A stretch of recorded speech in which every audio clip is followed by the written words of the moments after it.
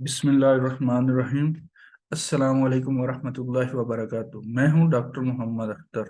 آج جو میں ٹاپک لے کے آیا ہوں وہ ہے سیریبرل پالسی، کہ سیریبرل پالسی کتنے قسم کی ہے اور اس میں کیا کیا ہوتا ہے، اس کے حوالے سے ہم بات کریں گے۔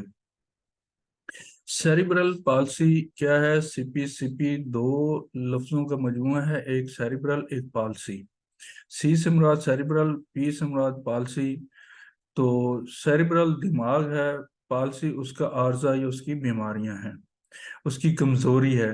تو سیریبرل پالسی میں کیا ہوتا ہے؟ زیادہ تر پٹھوں کی کمزوری ہوتی ہے، اعصاب کی کمزوری ہوتی ہے، ان کے اندر جو لگی ہوئی موٹریں ہوتی ہیں جو اس کی حرکت کو کنٹرول کرتی ہیں ان کے اندر پرابلم ہوتا ہے، ان کے اندر مسائل ہوتے ہیں۔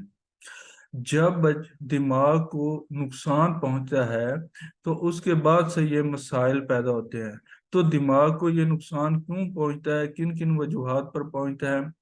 اس میں کچھ تو ہوتے ہیں کہ حمل کے دوران جب بچہ ماں کے پیٹ کے اندر ہوتا ہے تب کچھ مسائل پہنچتے ہیں۔ کچھ یہ ہوتا ہے کہ جب بچہ ڈلیور ہو رہا ہوتا ہے تو اس وقت یہ مسائل ہو سکتے ہیں، سر میں چوٹ لگنے کی وجہ سے یا کسی بھی پرابلم کی وجہ سے، فزیکل پرابلم کی وجہ سے۔ اس کے بعد سے جو ہوتے ہیں وہ ہوتے ہیں جب بچے کو بخار ہو جائے یا سخت قسم کا کوئی نمونیا وغیرہ ہو جائے، ٹائیفائڈ ہو جائے، ٹائفس ہو جائے، منجائٹس ہو جائے، اس طرح سے مسائل ہوں تب بھی یہ بچے ایسے ہو جاتے ہیں جس سے دماغ کا کچھ حصہ جو ہے وہ ڈیمیج ہو جاتا ہے، اس کو نقصان پہنچ جاتا ہے، جس کی وجہ سے بچے کی جو ہے حرکت، اس کی موومنٹ، اس کا جو بیلنس ہے وہ کافی ڈسٹرب ہو جاتا ہے، اس کا بولنا، اس کا چلنا، اس کا سننا، یہ ساری چیزوں میں کسی نہ کسی ایک چیز میں یا کافی زیادہ چیزوں میں فرق آ سکتا ہے۔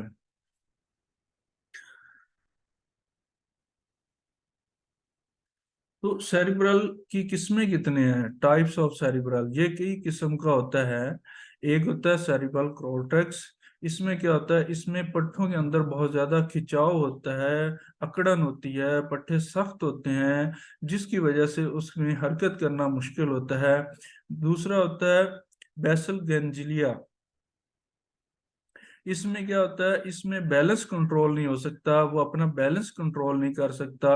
اور تیسرا ہے سیریبرم، سیریبرم میں کیا ہوتا ہے؟ اس میں وہ اس کا جو بیلنس ہے وہ کنٹرول تو کرتا ہے لیکن بہت کمزور ہوتا ہے اس کو کنٹرول کرنے میں۔ اس کے میں دماغ کا ایک حصہ ڈیمیج ہوتا ہے، پہلے دونوں میں بھی کچھ حصہ ڈیمیج ہوتا ہے۔ چوتھے نمبر پہ جو آتا ہے وہ ہے ملٹیپل ایریاز، یعنی دماغ کے اندر کافی سارے جو ایریاز ہوتے ہیں مختلف حصوں میں مسئلہ ہوتا ہے، نقص پیدا ہو چکا ہوتا ہے یا عارضہ لاحق ہو چکا ہوتا ہے، اور اس میں کئی حصے دماغ کے جو ہیں وہ ڈیمیج ہوتے ہیں۔ اس کی وجہ سے اس میں اعضاء کے اندر بھی دو یا دو سے زیادہ اعضاء جو ہے وہ معذور ہوتے ہیں، ان کے اندر امبیلنس، ڈسیبلٹی ہوتی ہے یا امبیلنس ہوتے ہیں، تو ان میں کافی زیادہ کریٹیکل مسائل ہوتے ہیں۔ اس کے بعد اس میں 11 قسمیں ہوتی ہیں جو ہم مزید آگے بات کریں گے ان کے اوپر، کہ 11 جو مسائل ہیں وہ کیا ہیں، اس کے اوپر جو سیریبرل پالسی کے متعلق جو سوچ ہے یا خیالات کیے جاتے ہیں ان کے متعلق ہم بات کریں گے۔ تو نمبر 1، سیریبرل کا جو عارضہ ہوتا ہے، جو بیماریاں ہوتی ہیں، یہ ایک گروپ کی شکل میں ہوتی ہے، یعنی کہ دماغ کے مختلف حصے ڈیمیج ہو سکتے ہیں، ایک حصہ ڈیمیج ہو سکتا ہے، دو ہو سکتے ہیں، تین ہو سکتے ہیں۔ تو وہ جس حصے کو کنٹرول کر رہے ہوتے ہیں وہ حصے جو ہے متاثر ہو جاتے ہیں۔ اس میں زیادہ تر حرکت کرنے والے جو ہیں عضلات یا اعصاب یا حصہ جو وہ زیادہ ڈیمیج ہوتا ہے، جیسے ہاتھ کی موومنٹ ہے، ٹانگ کی موومنٹ ہے، اور کسی زبان کی موومنٹ ہے۔ جو موومنٹ کرنے والے، حرکت کرنے والے اعضاء ہوتے ہیں وہ زیادہ تر متاثر ہوتے ہیں۔ اس میں کیا ہوتا ہے؟ اس میں عام طور پر جو موٹرز اندر لگی ہوتی ہیں جو اس کی موومنٹ کو، حرکت کو کنٹرول کرتی ہیں، وہ پراپر کام نہیں کرتی ہیں، جس کی وجہ سے یہ مسائل پیدا ہوتے ہیں، اور یہ تقریباً کافی لوگوں میں ہوتا ہے مسئلہ۔ اس کے بعد یہ لڑکیوں کی نسبت لڑکوں میں زیادہ مسائل پیدا ہوتے ہیں، سی پی والے جو ہوتے ہیں لڑکیوں کی نسبت لڑکوں میں زیادہ مسائل ہوتے ہیں۔ اس میں ایک جو ہے نا زیادہ تر جو بچوں کے اندر پایا جاتا ہے وہ ہے اسپاسٹک स्पास्टिक से क्या होता है मुराद, स्पास्टिक से मुराद है उसके जो मसल्स हैं उनके अंदर बहुत ज्यादा अकड़ाव होता है, बहुत ज्यादा खिंचाव होता है, बहुत ज्यादा तनाव होता है, और वो पीछे की तरफ या आगे की तरफ बच्चा जो है मुड़ा हुआ होता है, झुका हुआ होता है, उसमें पट्टों के अंदर भी बहुत ज्यादा खिंचाव आ जाता है। बाज दफा जैसे आपने देखा होगा कि निकलने के दौरान बच्चों के जो मुंह हैं वो खुल जाते हैं, वो खुले के खुले ही रह जाते हैं क्योंकि उनके अंदर अकड़ाव पैदा हो जाता है। या गर्दन को पीछे की तरफ अकड़ाव पैदा हो जाता है, उसमें जो पीछे की तरफ गर्दन जो है वो अकड़ी रह जाती है। या उसकी कोई टांग, एक टांग के अंदर बहुत ज्यादा खिंचाव पैदा हो जाता है, या रीढ़ की हड्डी के अंदर बहुत ज्यादा खिंचाव पैदा हो जाता है, वो कमान की तरह हो जाती है, अकड़ जाती है, सख्त हो जाती है। बाज दफा दौरों की शक्ल में भी होता है, बाज दफा वैसे भी ये मसला होता है। तो असल में जब डिलीवरी के दौरान, यानी सॉरी, ये प्रेगनेंसी के दौरान जो होते हैं वो किन किन वजूहात पर ये मसाइल आते हैं। प्रेगनेंसी के दौरान जो मसाइल आते हैं वो जेनेटिकली हो सकता है, विरासत में भी आ सकते हैं, जैसे पीछे दादा दादी में, नाना नानी में किसी को टीबी हो, किसी को कैंसर हो, किसी को दमा हो, और ब्लड प्रेशर हो, हार्ट अटैक का इशू हुआ हो 50 साल की उम्र से पहले भी उनको मसले हो गए हों, या ऐसी अमराज उनको हों जो ला इलाज हों, उनकी जो ये विरासत में आगे कन्वर्ट हो जाते हैं, उन उस वजह से भी ये मसाइल पैदा हो जाते हैं, दिमाग की जो ग्रोथ है वो रुक जाती है।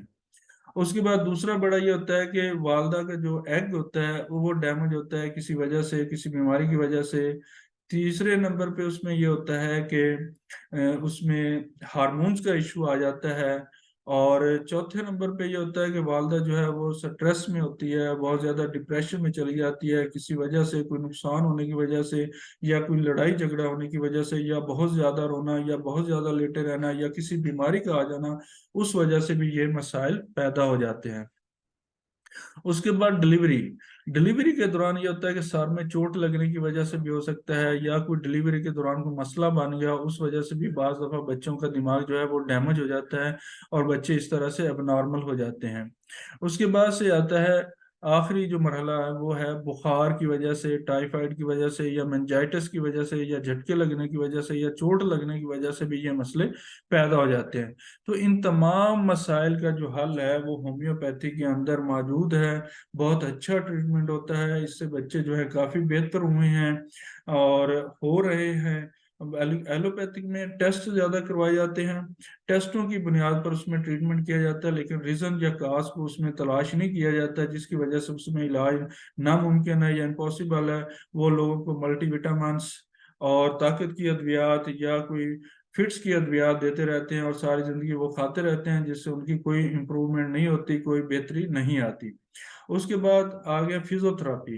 फिजियोथेरापी में ये होता है कि फिजियोथेरापी जो है वो असाब की है, या कोई ऐसा फिजिकली प्रॉब्लम आ गया है उसके मुताल्लिक की जाती है, उससे बेहतरी आ जाती है। लेकिन ये मसला जो होता है ये होता है दिमाग के अंदर, दिमाग की जो है वो इससे कुछ डैमेज हो जाते हैं, तो दिमाग की इम्प्रूवमेंट करना ज़रूरी होता है, उसकी ग्रोथ को देखना होता है, और किस बीमारी से डैमेज हुआ है उसको देखना होता है।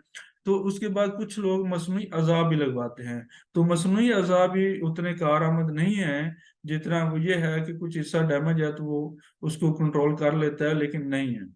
एक्चुअली क्या है कि वो उनके असाब के अंदर या हड्डियों के अंदर या जोड़ों के अंदर मसाइल नहीं होते, बल्कि मसाइल के होते हैं दिमाग के अंदर।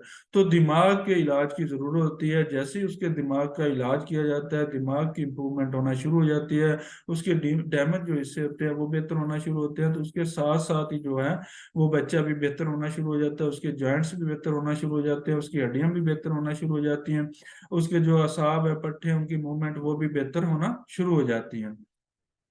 तो इस तरह से इसका जो इलाज है वो मुमकिन है। तो होम्योपैथी के अंदर इसका बेहतरीन इलाज है, तो इसके लिए आप राब्ता भी कर सकते हैं। इसके साथ ही मुझे इजाज़त दें, अगर ये आपकी वीडियो अच्छी लगी हो तो इसे लाइक करें, शेयर करें दोस्तों के साथ, ताकि ये ज़्यादा से ज़्यादा लोगों तक पहुँचे और उनको फ़ायदा हो। इसके साथ ही मुझे इजाज़त दें। ओके, अल्लाह हाफिज़, अस्सलाम वालेकुम वरहमतुल्लाहि वबरकातुहू।